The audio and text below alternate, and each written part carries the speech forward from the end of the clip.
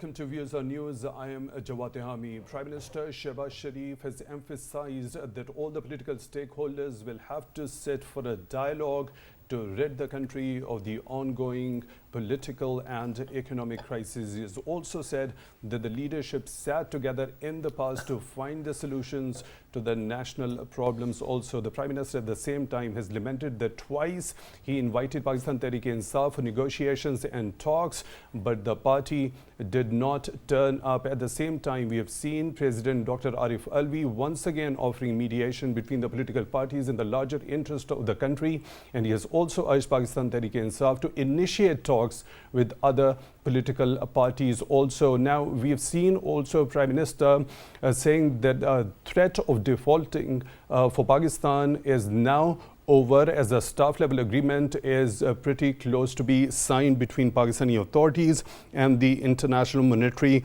Fund.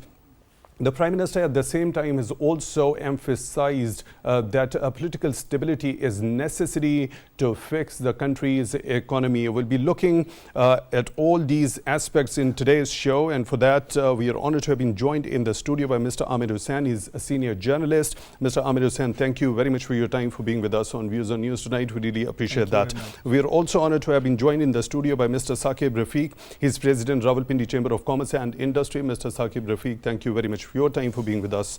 Also, we really appreciate your time. On Skype, we are being joined by Dr. Niaz Murtaza. He is political economist. Dr. Niaz Murtaza, thank you very much for your time, also for being with us on Views on News tonight. We really appreciate that. If you both of you gentlemen allow me, let me begin the discussion with you, Dr. Niaz Murtaza. Now, this offer of dialogue by Prime Minister Shehbaz Sharif, quite a significant and a mature move. What's your take regarding that? Yeah, certainly, the need of the hour is for all the political stakeholders to come together and, iron out their differences, because this is just getting out of hand. We are moving fast towards a position of, open civil war. And that's a very dangerous situation for Pakistan to be in, given that we are still dealing with the aftermath of, the biggest flood in our history. We have an economic crisis, which has partially been caused by the political crisis.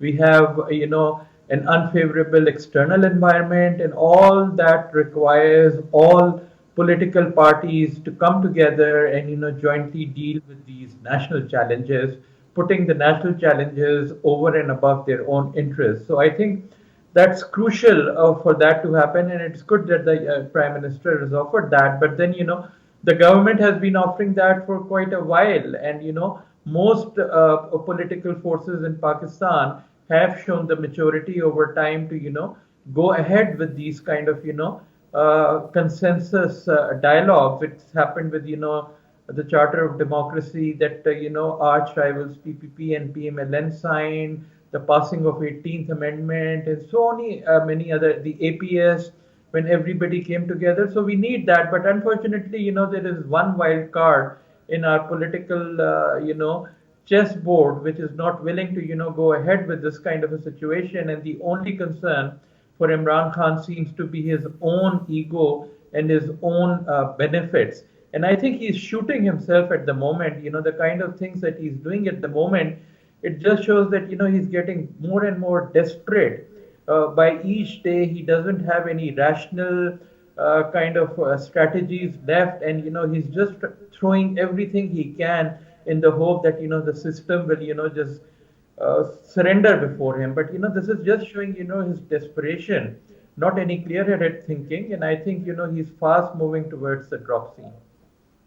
Right, Mr. Amir Hussain, and now this particular move by Prime Minister shows seriousness of the government, that how serious it is to resolve the problems at this time when Pakistan is faced with multiple challenges. What's your take regarding that? Yeah, absolutely. I think one of the most critical thing right now is that the scale and intensity of challenges are really high. The economy, as the economy has not been working well for quite some time. There are multiple reasons. The political instability is the fundamental reason why we are not picking up an economy. And of course, you need national consensus on at least those issues which matter to state and the government and the people of Pakistan. So I think politics has to define its role. You do opposition, you sit in opposition, you criticize the government, but you cannot go beyond the constitutional limit that have been defined in the constitution of the country. And of course these are the time where when you think that the highest court of the nation, the country, has already provided this legal option for the state authorities, for the administration to take action. So there is no recourse. I mean, the only recourse is the legal recourse, and going back and seek the legal proceeding that will help to Imran Khan and others to come out of that. Now the situation is really dangerous. As Dr. Niaz Murtaza was saying, that if you pit state institution against state institution, you create conflict within the state. This may lead to a civil war in the country, which is really dangerous for the nation, as we are struggling with the economy, not because of the fact that we don't do planning, but because of the fact that there are some forces who do not want stability in the country. This is the time the mature political forces must join hand to bring stability, to bring peaceful coexistence, and also to help people of Pakistan get rid of this high level of one of the most obnoxious crises in the history of the country. So I think this is the time to think beyond that. Right, Mr. Saqib, now Prime Minister Shehbaz Sharif has also said that political stability is necessary to fix the country's economy. How do you see that, and how do you connect both of these things, especially when Pakistan is faced with multiple challenges at the same time? Thank you very much for a very right question from someone who is representing the business community. We have been long advocating this point to the government, to everywhere we get a chance to speak, that without having a political stability, we cannot have an economic stability. And it was very heartening to hear the same from the Premier today while addressing a joint session at the Senate. We have been advocating to all the political parties since a long time to sit down together and sign a charter of economy. So the policies of Pakistan should remain same. The unfortunate part on what we see as a businessman or as an exporter or as an investor, that we are not sure of what's going to happen next month. We cannot plan our activities. We cannot call for any investment from outside Pakistan. So to have everything intact, one has to be sure about the consistency of the policy. So whatever we were asking the government of the opposition, we met the Prime Minister, we met the previous Prime Minister as well. So we all asked them and forced them to sit down, take long-term tough decisions. We, the business community, are ready to go support the government or the opposition, whosoever is in the government. But please sit down on a table, remove your differences, think about Pakistan. If Pakistan will be politically stable, then ultimately it will be economically stable.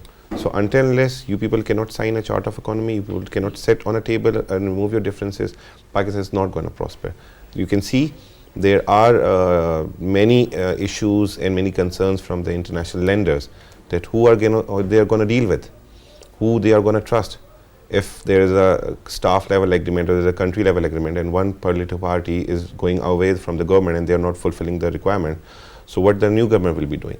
So they are also looking for a political stability in the country. So whatever was said by the Prime Minister today, it was the need of the hour, and it was a much awaited decision that every political party should take for the benefit of Pakistan. Right. So Mr. Saqib, you just mentioned about the reluctance of the international lenders towards Pakistan. Now that calls for the political maturity among all the political stakeholders. Do you think that political instability in the country was also one of those causes for the delay in the release of the tranche by the IMF? Yes, definitely, because in the past we were unable to fulfill our promises.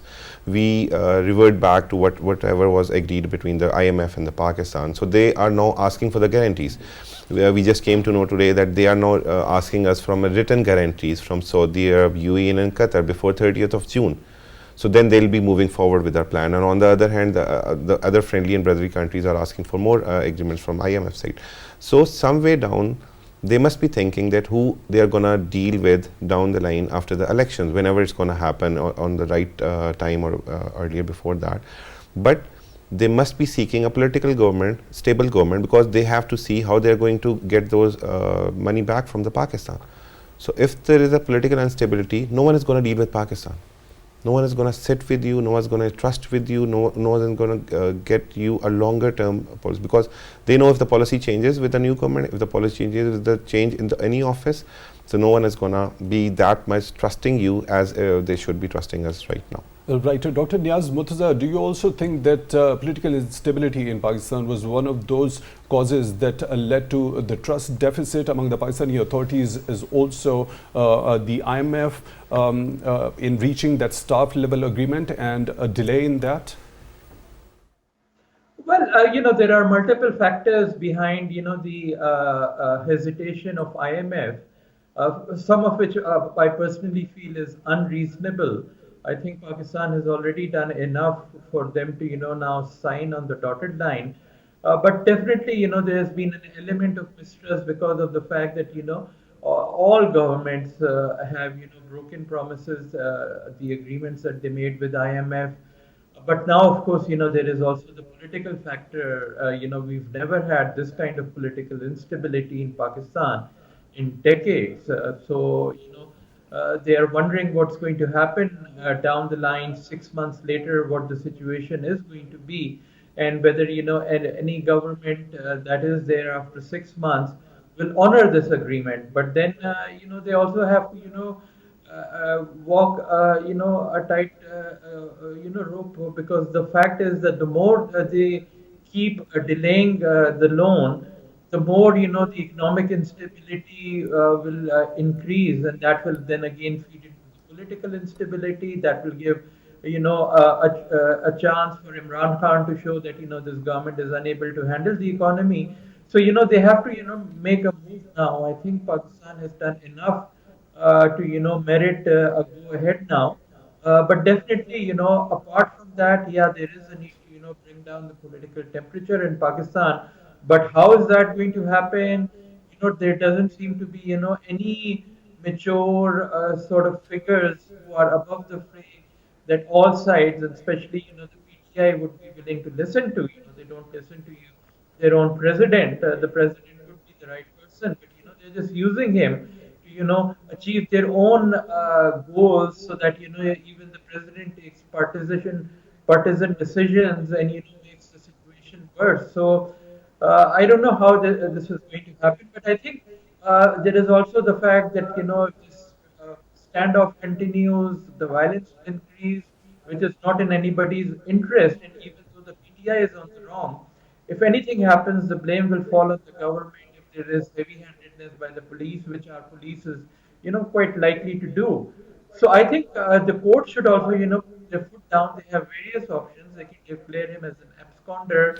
They can start. Dr. Niaz, Murtaza, beg your pardon for the interruption at the moment. I can't properly hear you. I'll come back to you to understand about this particular thing that you're already shedding light on. Mr. Amir Hussain, when there is an offer of dialogue to all the political stakeholders by the Prime Minister of Pakistan, don't you think it's high time for Pakistan, Tehrik-e-Insaf in particular, to show that political maturity and what's expected and required of Pakistan Tehrik-e-Insaf at this point in time? Yeah, any political party which believes in democracy, which believes in rule of law, the party which believes in the long-term stability of the country must come to the negotiation table, because politics is all about dialogue. It is all about interaction. It's all about building common spaces for civic engagement, for political policy making, for economic stability. So this is all about politics. I mean, a good statesman would always go for negotiation, dialogue. If you don't do that, if I have 100, 200 people armed with batons and guns, and I start to challenge the writ of state, the writ of law, I start to violate the constitution, and I don't follow the order of the Supreme Court, then I think this is not a good example we are setting in the country. At a time when the country needs more maturity, when it needs more consensus on national issues. So I think this has been unfortunate. As Prime Minister has rightly put it, that several times he offered for dialogue, for talk, for sitting together, but the PTI has always defied. So defiance doesn't work. In civilized world, anywhere in the world, when you look at the civilized and mature democracies, they believe in dialogue, they believe in talk, and they can any problem in the world can be resolved through dialogue. But for that, you need to come out of your immediate personal interest for the larger national interest. So using political workers to safeguard personal interest is always a problem. This leads to fascism and fascist tendencies. Unfortunately, during the last 3-4 years, when the PTI government was in power, we have seen a lot of such things: defiance, denial, lying, the pack-up lies to nation. So I think this is the right time. This is the opportune moment, and they should show some respect to the offer, the proposal to come together and discuss. Otherwise, it's going to be very difficult and very tough time for not for Imran Khan or any other, but for the whole nation. We cannot afford a civil strife in the country at this moment. Right, Mr. Saqib, when we talk about a country signing an agreement with an international lender such as an IMF, and if it backtracks from the conditions that have already been agreed by it, how challenging it becomes for the next government to build that trust level with that particular international lender? I believe it's very difficult for someone coming into the office where someone leaving the office has not been fulfilling the promises that were being written. It's a state-to-state level agreement or staff level agreement, and it's not something personal. You have to follow the rules, you have to go by the books, and you have to see what can be done as per the agreement. So if there is a breach of agreement, then the trust must be not there. And we have seen it in the past year. The country was at the brink of default, and then 11 months ago the new government came in, and then there was tough demands from IMF, removal of subsidies, then opening up the dollar on the market-based rate, the setting up the dollar rate, and then we can see that the electricity and gas prices are gradually increasing. Today the Prime Minister admitted that it's getting difficult for the hard-working Pakistanis to survive just because of the tough conditions from the IMF. But as I now believe that they must be thinking to put us on a point where we must be fulfilling the promises held. Once the Prime Minister asked everybody to sit together, we have seen the examples. All the political parties sat together in 2014 when we started combating against the terrorism. In the previous past, we have the history. Then all the political parties, whether in the opposition or within the government, they sat together and have decisions taken. And but unfortunately, there's a party who refused to sit a couple of months ago after a suicide attack, when all the political parties and the government want to sit and have a policy. But moving ahead, I think again it's never too late for anyone. It's never too late for Pakistan.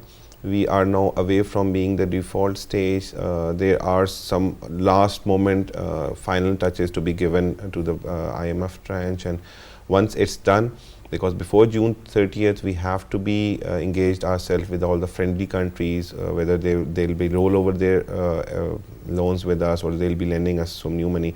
I just read that China is sending us $700 million again, so total borrowed money will be like $1.7 billion out of the $2 billion they perform. So things are getting in the good shape right now. But sitting together, because we are going towards new election in coming months, whether it's going to be happen on the time or before that or whenever it's going to. So the political parties must sit together and decide that are they going to be fighting in the new elections or are they going to be contesting in the That's a very important point that you've just highlighted, and the Prime Minister has also said something about that. I'll come to that point. Let me go to Dr. Niaz Murtaza once again. Dr. Niaz Murtaza, when we specifically talk about IMF, the tough conditions, they've repeatedly been said by the Pakistani authorities, including the Prime Minister himself. Now, Pakistan met all those prior actions. Of course, the previous government hasn't backtracked from the agreement that it made with the International Monetary Fund. But in the wake of the devastating floods, Pakistan accrued the damages of around $30 billion. Don't you think the lens through which the IMF should have seen Pakistan this time around, it should have shown a little bit of flexibility in its conditions? Oh, yes, I think definitely, when a country has gone through such a traumatic, huge disaster, you can't really burden the people with further hardship. And, even before the floods, people had been, dealing with double-digit inflation since 2019. And, that's really, weakened people's asset bases. And then the flood came. So there's a lot of misery. I was in the flood areas a couple of weeks back, and people are desperate for more help. So I think definitely the IMF, and that's a big criticism of the IMF, that, they don't look at the human element, the suffering that goes on, and, they have their fixed models, and then frankly, even those models don't really lead to long-term growth. So it's a fairly flawed model, but then it's also true that once you are in a corner, you've got yourself into a crisis, then the IMF is the only road that leads out of it. Unfortunately, that's how the global economy is structured. And so it's also in Pakistan's interest, but then again, I think Pakistan has already done a lot, and it's time to the IMF wrap this up and sign on the dotted line, and release the money so that other money can start coming in that will stabilize the rupee rate, which is falling more and more every day, and that will also have a good impact on the inflation if the rupee becomes stable. So a lot of issues here, and definitely the political instability, the fact that policymakers are not focused on their primary job, which is to govern, but they have to deal every day with politics, unstructured politics, vicious politics. That just makes things very, very difficult.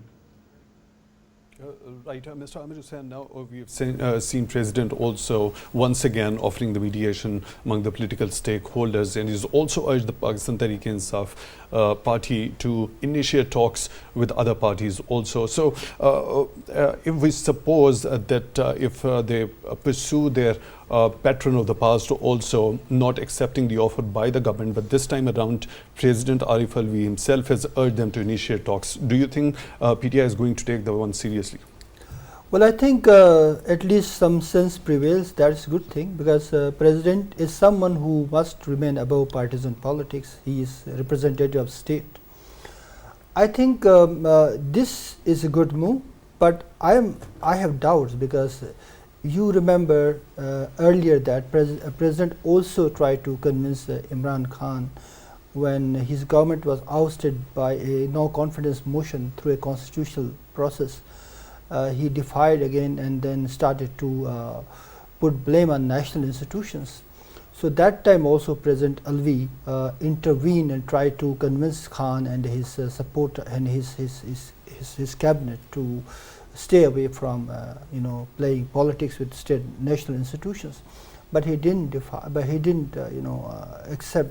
He didn't show the expression that could create better inroads for discussion at the larger level.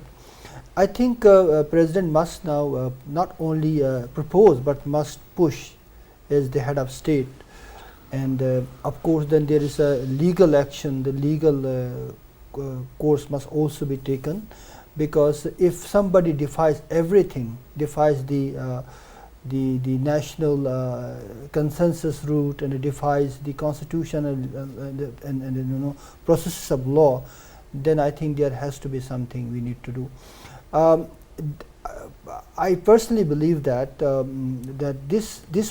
we should have this optimism, as the gentleman said. There's never too late to learn from our mistakes, and going back to the table and to understand that the Pakistan is this time Pakistan cannot afford further crisis, and the crisis that is self-made by some people's egoistic expression, egoistic gestures not to accept what is needed for Pakistan right now, for its people right now. Right, Mr. Saqib, we often talk about IMF, especially when Pakistan had to face the devastating floods and the kind of damages incurred in the aftermath of those floods. We expect international lenders, especially the IMF, to be more generous and more flexible in its approach and in its conditions towards Pakistan. So what about the domestic factors? Don't you think there should be a realization among all the political stakeholders, especially when we talk about Pakistan Tehreek-e-Insaf, that there had been huge devastation, and this is the time when all the political stakeholders need to sit together in the larger interest, and especially for the reconstruction and rehabilitation of those flood-affected areas. And after this particular urgency that has been expressed by President himself, the Pakistan Tehreek-e-Insaf should take this offer seriously. Yes, very rightly said about the floods, because we suffered around $30 billion loss due to floods last year. And this can be one of the reasons that Pakistan is not economically stable, because we promised IMF that our foreign reserves would be somewhere around $16 billion, but we never managed to get them to the $6 billion enough. And the reason and even IMF knows that due to the flood damages, Pakistan suffered a huge loss. Again, what the political parties have to say, they must be saying that Pakistan is going through a tough time. This is something that never happened to Pakistan before, because the climate changes in Pakistan being a least contributor to the carbon emission in the world, but being the worst affected by the flood damages last year. So what they have to do, even if we are living in a house and we face some difficulty, everybody sits together, the family gets united, and then they all together with the all efforts bring the family and the house out of the trouble. So this is what is the need of Pakistan right now. That is what exactly Prime Minister Shehbaz Sharif has also said, that when Pakistan was faced with a COVID-19 outbreak and PMLN was in the opposition, but they used to attend all those meetings in the larger national interest. They supported the government. They never went against the government. There was all completely lockdowns, shutdowns. There were restriction of the hours, but the opposition never ever went onto the streets, or never ever said that we are not going to close it, or they never asked people to disobey what the government has been asking them to do. And this is again what the government is expecting from the opposition right now, but unfortunately we are not seeing the same happening from the other side of the table. We have seen very unfortunate incidents in the past couple of days that never happened in Pakistan. We have seen the presidents and the prime minister who are facing the courts. Even Prime Minister Shehbaz Sharif, when he was sitting prime minister, he was facing the courts and trials, and he's going there, and he's the part of all the activities. So why any political party gets themselves that they are above the law? So if there's a will to prosper Pakistan, to help Pakistan getting out of the troubles we are facing, this can be seen by the action, and this can be seen by the will of the political party. Prime Minister has offered his support. This is the second time he has asked all the political parties to sit down, because the inflation is highest among the countries ever in the history. There are no good news about the exports enhancement right now. We will export further in the coming years, but right now Pakistan has to be economically stable, and political stability is a must part of that. We cannot move ahead if there is no political stability and there is no peace regarding elections, and everybody will be accepting the results of the election is very important. So if you're going to fight again after the election results, so what's the point of going all through exercises and getting the country into another expansion mode, or another like financial expansion? Right, Dr. Niaz Murtaza, what do you think how the good offices of the President can play its part when it comes to mediating between all the political stakeholders in the larger interest of the country, as President has said that he is willing to sit with any person or any political party for the sake of the country? Well, in our constitution, the president doesn't have any formal powers, of course. He is only supposed to act on the advice of the prime minister. So if he doesn't have, like official legal powers, then, the other thing is that, he should have such a strong moral authority that everybody respects him or her and, takes up their offer of, mediation. But then unfortunately, Arif Alvi hasn't really acted in that manner for the last 4 to 5 years since he became the president. So the issue is whether, even now in the midst of all this crisis, he's acted fairly in a partisan manner, openly, siding with the PTI. So if the government still, agrees to use his good offices, that will show, that they're willing to put all that behind them for the sake of the country. But my doubt is that, even then Imran Khan may not agree, even if his own president is, the one who is, mediating. He would still not like to do, he will continue his mantra that he's not willing to sit with, chores and dakus, even though, his own party is full of similar people. So I think if he doesn't budge, it's time for, the courts to start taking stricter action. They can declare him an absconder. They can, start contempt of court proceedings. That will really scare him, because, if he's found guilty of contempt of court, and if he's also found to be a member of the National Assembly right now because he was declared a winner by the Election Commission, then, he can become ineligible to run an election for 5 years, and that will be a massive blow for him. So I think the courts also have to, show less leniency, because, he's been given a lot of leeway by different courts, and it's time to, put their foot down and say that, nobody is above the law, and he's behaving in a manner which, undermines the rule of law in Pakistan. So, Dr. Niaz, is there any hope? Can we expect Pakistan Tehreek-e-Insaf to go with this particular urgency that has been expressed by President himself, that he has urged the Pakistan Tehreek-e-Insaf to initiate talks with other parties?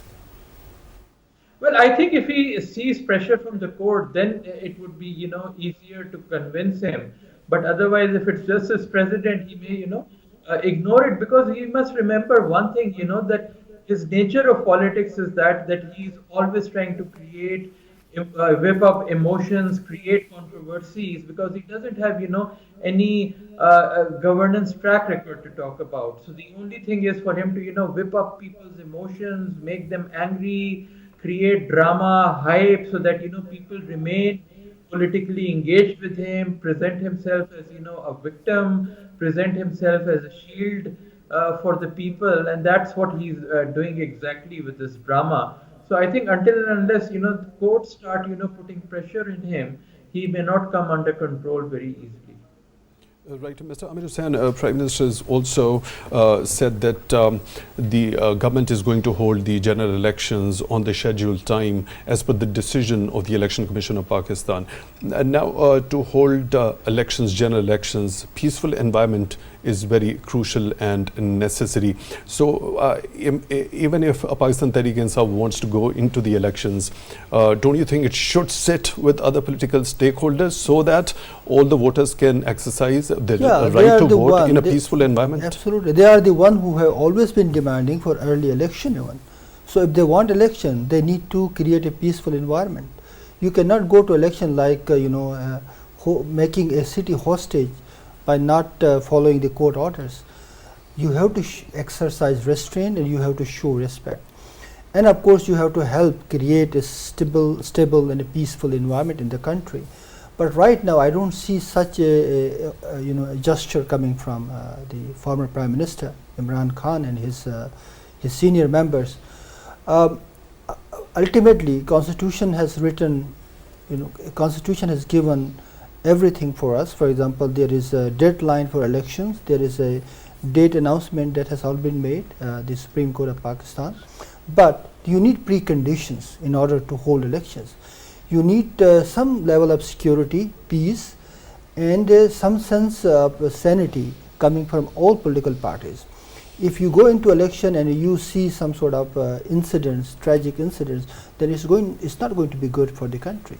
So that is why most important thing is that PTI must realize the fact that they are the ones who are calling for early election, and they are the ones who must take onus of creating peace in the country. Right now, I don't see such gestures coming from them. If situation remains like this, if they continue defying the court orders, if they continue defying the constitutional remit, then I think that elections are going to be difficult on time. So Right. the responsibility will lie with the PTI if it doesn't happen. Mr. Saqib, you were already mentioning this aspect, holding of general elections. Prime Minister Shehbaz Sharif has said that the government would hold elections as per the schedule announced by the Election Commission of Pakistan. So peaceful environment, atmosphere, so that every voter has that very right to go and cast his vote impartially with the free will in a peaceful environment. Well, yes, I was definitely talking about the general elections because I foresee that there are two parts of the elections right now. One is either you want the democracy of the Pakistan to be added up beautifully by the free and fair elections, or you want to engage in yourself with a fight with your opponent. So if the will is about Pakistan being moving ahead with a good democracy, then elections will be held definitely. But if the what I can say, the intentions of any political party is to put down the opposition or put down the opponents in an unfair means, or like putting them under pressure or going through unfair means and not holding free and fair elections, and whether are you going to accept the results of the elections? Because there is a party we are seeing nowadays that if they win, the elections are fair, and if they don't win, the elections are not fair. So what's the process? What's the need of going through all the major financial expense for the Pakistan at this hour when we are not economically stable? We cannot afford such big huge expenses. So the political parties, including opposition in the government, should sit together. They discuss smooth transition of the government. So your point is well taken. When we talk about Charter of Economy, you've already mentioned. So what could be the broader contours of that Charter of Economy? The Charter of Economy, one single point is the Pakistan's economy or the financial problems of the Pakistan should be kept supreme by all the political parties, that whosoever wins, whosoever comes into the power, the priority or the supreme interest of the parties will be the economy of Pakistan. You have to take the business community on board. You have to involve us as the stakeholders.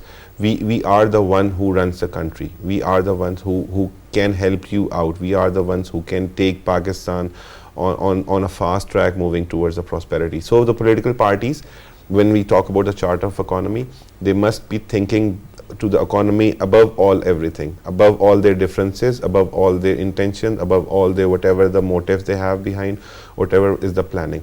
Pakistan should be taking long-term decisions. There should be a consistency of the policy. If the policy is made today, while everybody is sitting on the table, it should be going for the next 15 years. The exporter needs the confidence, the investor needs the confidence, the foreign investors, the local investor, the planners who are the developers, they all need a confidence that if we are setting up something, it's going to remain there for next 15, 20 years. What is happening right now? I'm not sure what will be the exchange rate in the morning, and I'm not sure what's going to happen after 1 month, because I can see a very unstable political situation right now. So that calls for the continuity of the policies also. That is very sure. Without the continuity of the policy, as I mentioned earlier in your program, that we are ready to take tough decisions. When I talk about we, the business community, are ready to take tough decisions with the government, but for the betterment of Pakistan. We are ready to support the government, but please take decisions and take Pakistan out of the financial crisis and the political instability we are facing right now, because to have a strong and political process Pakistan, we need a political stability. For the economy growth, we need a political stability. For everything, we need a political stability. So if we are fighting among ourselves, no one is going to trust us. There will be more harsh terms on us for the lenders. There will be more terms and conditions, more follow, because we are seeing from August 2022, when Mr. Ismail Saab signed this agreement, staff level agreement. Since then, there are every month there are new conditions coming up. Every month there are new targets setting up, and then now we have to get new agreements from our friendly countries. So this is all going to happen until unless there is a political stability. So the nucleus of everything is the political stability. All political parties sitting together, and one objective, one supreme interest, that is the economy of Pakistan. Right, Dr. Niaz Murtaza, what could be the broader contours as per your understanding of the Charter of Economy if all the political stakeholders come together and sit and have a dialogue on it? Well, the idea of a Charter of Economy has obviously come from, the Charter of Democracy. But we must understand one thing, that Charter of Democracy largely related to, the actions and the behavior of those parties themselves who had been fighting each other tooth and nail, and they said, okay, we will now stop fighting and taking it so far that it gives a chance to non-civilian actors to come in. So it was about their own behavior, and even that was only partially implemented. They did not meet all the requirements. A lot of it related with constitutional changes. The economy is different. It's not just about constitutional changes and this and that. It's the economy is largely done by private actors, and you need to give them an environment where they can invest confidently. But the economy is run mainly by the private sector, but they need consistency. So some of the areas where the different parties can give them that consistency relate to areas such as say taxation, or petrol prices. What you see is whenever one government tries to increase petrol prices because of increases in prices in the international market, the opposition starts a hoopla just because of political factors. In fact, they know very well that even if they were in the position of the government, they would have done the same. But just because of political factors, they do that, and that makes it difficult for the government to raise petrol prices. Similarly, taxation on some of the the sectors which are not touched, like the real estate, like agriculture. So there are areas, these politically explosive areas, where the governments hesitate to take decisions because of the opposition that they expect from the parties which are outside of the government. So if people can come and the political parties can come together on some agreement on those kind of contentious issues, then policy making will become much easier. Rational policy making will become much easier. The pressure on the governments about taking tough decisions will decrease, and that will definitely help. So that kind of a charter of economy is definitely helpful. But beyond that, there's a lot of things about economy which a charter of economy will not help. It will be dynamism by the private sector, by the government. But definitely I see some potential for a charter of economy. Right, Mr. Amir Hussain, your take regarding charter of economy, what do you understand about it, and what should be the broader contours? Well, I think the one thing is very certain, that we cannot do politics on economy. One thing is we need taxation reforms, which is the responsibility of every party. We have to go for land reforms, which is the responsibility of every party. We have to give enabling environment for private sector, bringing down the energy crisis to do investment, and because we are really in a competitive market, right? So we don't have to play politics when we talk about regional trade in South Asia. So all are these important factors where when we talk about the economy, charter of economy, we are not talking only about the growth rate, we are talking about the overall ecosystem that we have to create. The tax reform would require for our industry as well, because they are paying more. You need energy reforms. You need to bring down you have to bring the distributive justice to the lower strata of the country, who can survive. When economies start growing, the people who are left behind need to be provided subsidies and need to be protected. So protectionism is also part of that. So it is an overall environment that you will create, and for that, if all political parties sit together for at least develop a 10 years plan, for example, from now till 2033, Pakistan will follow this roadmap to come out of the crisis. That would help actually to create a charter of economy which will be inclusive, meaningful, and long-term and sustainable. Right, Mr. Saqib, Prime Minister Shehbaz Sharif earlier announced an austerity package, and that is supposed to, with an estimate of saving or cutting an expenditure of 200 billion rupees per year for the government. How significant do you think is, and quite a right step in the right direction? Yeah, definitely, because to keep ourselves away from the default stage, we have to take few measures. As I said, like enhancing the exports, but other than that, we must be cutting down our expenses. We must be keeping our house in order. We have to see the undue things that Pakistan must be eliminated. Cutting down the imports was one of the another step that was being taken by the government, and they are very much strict on to that. But again, I must say that government has been cutting down the imports, but they are also discouraging the raw material imports, which is disturbing the business community and the export sector of the Pakistan. But again, a positive move by the Prime Minister, being the head of the government, being the leading force behind it. And if there is a will from the government side that they are cutting down their expenses, if they are moving towards a simplicity, if they are seeing something which is not of very productivity and they are stop using it, then the business community will be getting a very positive signal from that side. And we, on the other hand, always ready to help the government in getting out of the situation and in helping them in whatever way we can to help them out to get them out of this financial crisis position. Right. Dr. Niaz, Murtaza, your take regarding this austerity package that has been announced by Prime Minister Shehbaz Sharif? Well, I mean, on paper it looks good, but I have questions of, to what extent it has really been implemented. I don't see, really big cuts in the expenses or, our politicians, our leaders taking real pain. So, it's fine as an idea on paper, but, I need to see much more implementation of that to, take it seriously that, finally our politicians are serious about, cutting their luxury expenses. Right. Mr. Amir Hussain, your take regarding I think this? it's timely, very important, that the prudential decisions need to be taken, and I think what Prime Minister has announced is a good omen. But ultimately, as Dr. Niaz said, we need to see the implementation of that happening, because that is the most important challenge, and that has to look into. How important and significant is energy conservation when it comes to giving stability or respite to overall economy?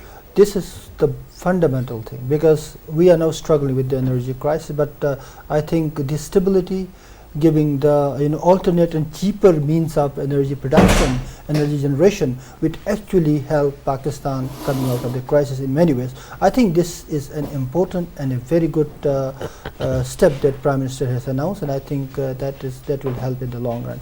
And the cutting down on public expenditure is this time. I think this is the only time when a sitting government is making drastic steps to cut down the expenditures, and we hope that it is implemented in true letter and spirit. Mr. Saqib, energy conservation, how important is that to give a respite to the country's economy? Well, we are in country running our energy on the oil, and that oil is mostly imported.